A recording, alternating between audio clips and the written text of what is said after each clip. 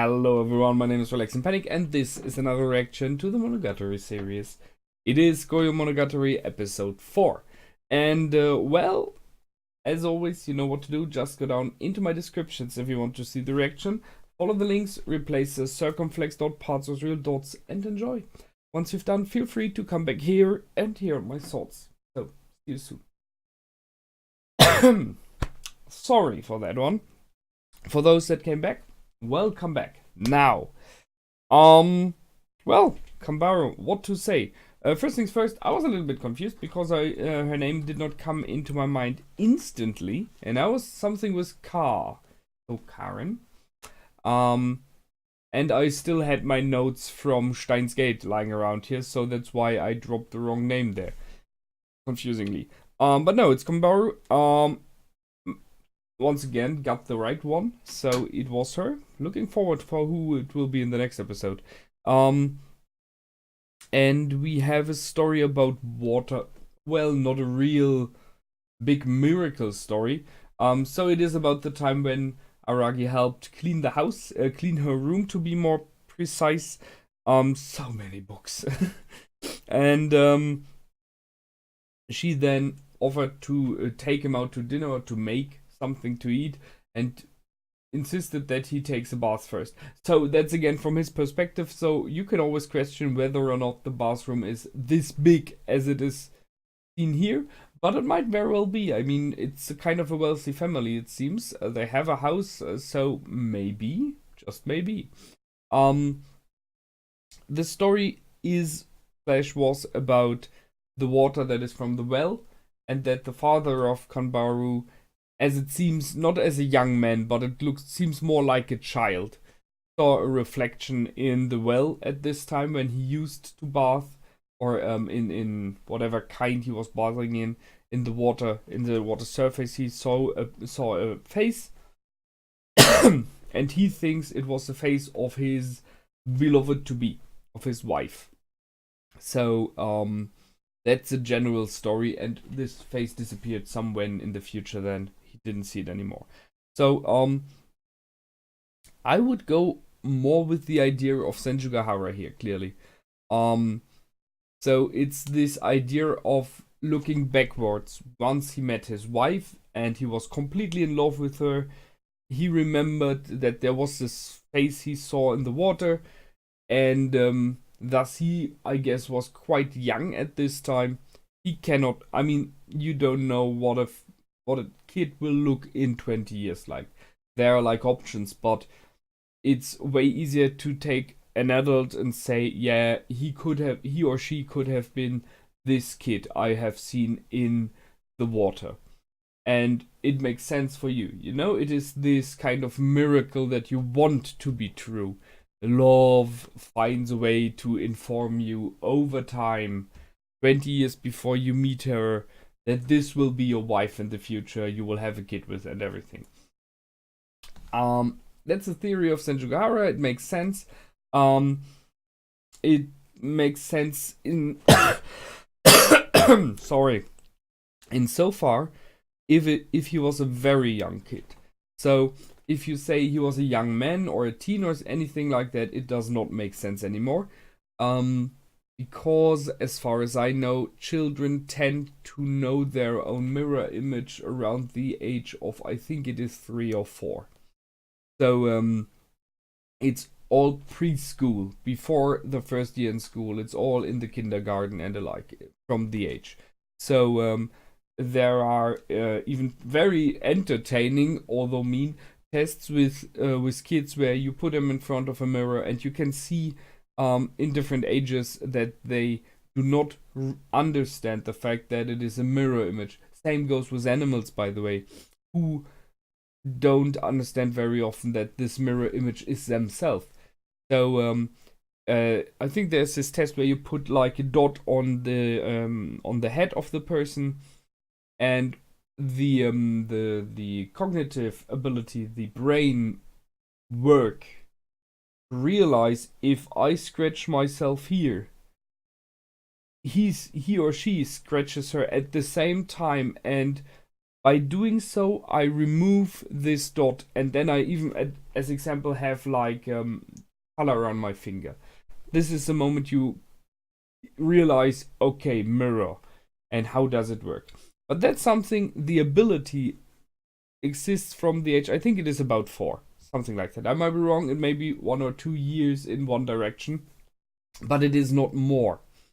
So it's not a young man. A young man clearly would have known the idea of a mirror image, clearly would have understood it is himself, which is the idea of Senju Gahara once he got the concept of a mirror and that he mirrors himself in the water.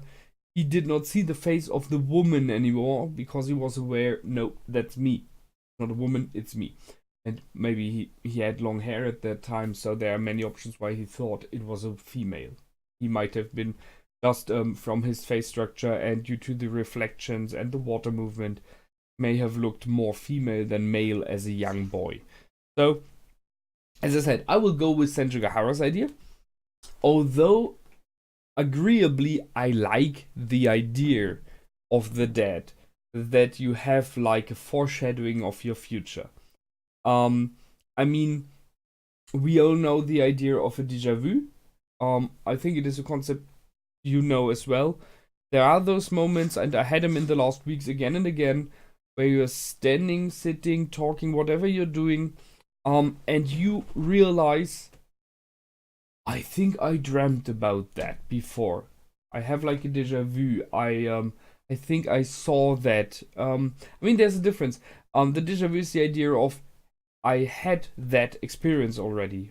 We were here already. You know, this effect of I'm in the same time. What I mean is the idea of that you dreamt of something. You wake up from a dream in the morning and you're like, that was very vivid. Maybe I should write it down, and you don't do.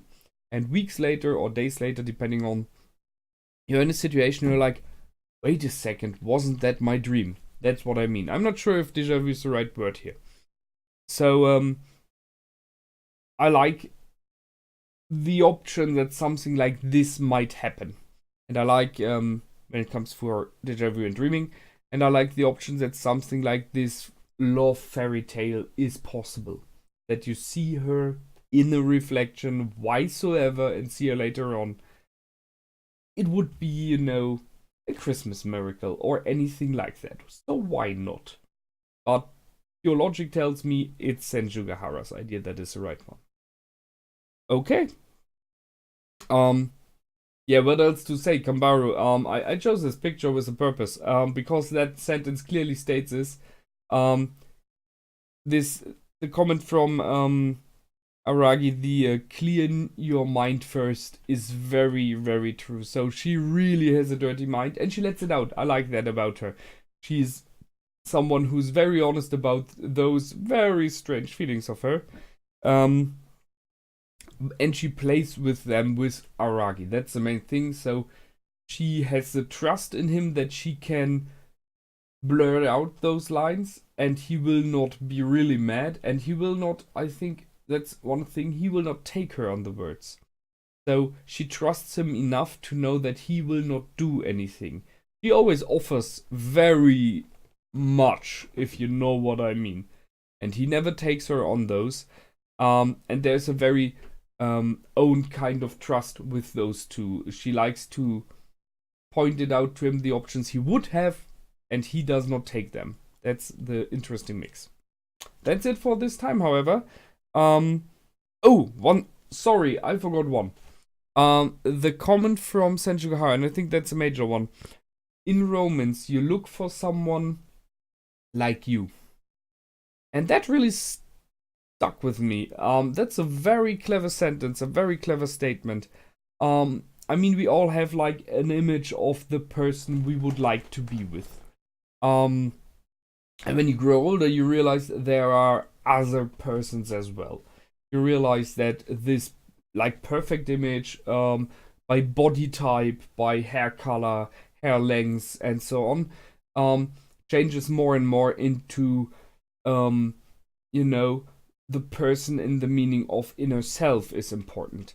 So I can talk for me. In the beginning, it was like I prefer when it comes to the possible partner, to a specific body type. But I don't deny the other type if I like the person. But it is I have like a prerequisite. And over the years I realized I really don't give a damn anymore. If I like the person. Which was at this time like I still would go, and now I'm like, nah, I don't care about the body type in general. If I like the person, and sure, outer appearance tells you a lot about the person, so there's a major thing. Stuff like being aware of your own body, cleanliness, and stuff like that. But I have to be able to talk to someone. So I'm searching for a brain in a specific kind of way that is able to intertwine with my brain. And then, if there's a body around it, I'm very happy about it. So, but the brain has to work with my brain, the idea of how the world works, interests and hobbies, but mainly the concept of the world, what is right and what is wrong. The cultural background, has to be at least similar, and there has to be the option to talk to each other about it. So, thus I come down to that. I have to agree once again with Senju Gahara. Yes, you do look for someone that is like yourself. Hopefully not completely like yourself, because we all are aware of our dark sides. And so completely like myself would be, on the one hand, it would be like, oh, holy crack, what? That's a person that is weird. And the other side is, it's boring, because if the other person would be exactly like me,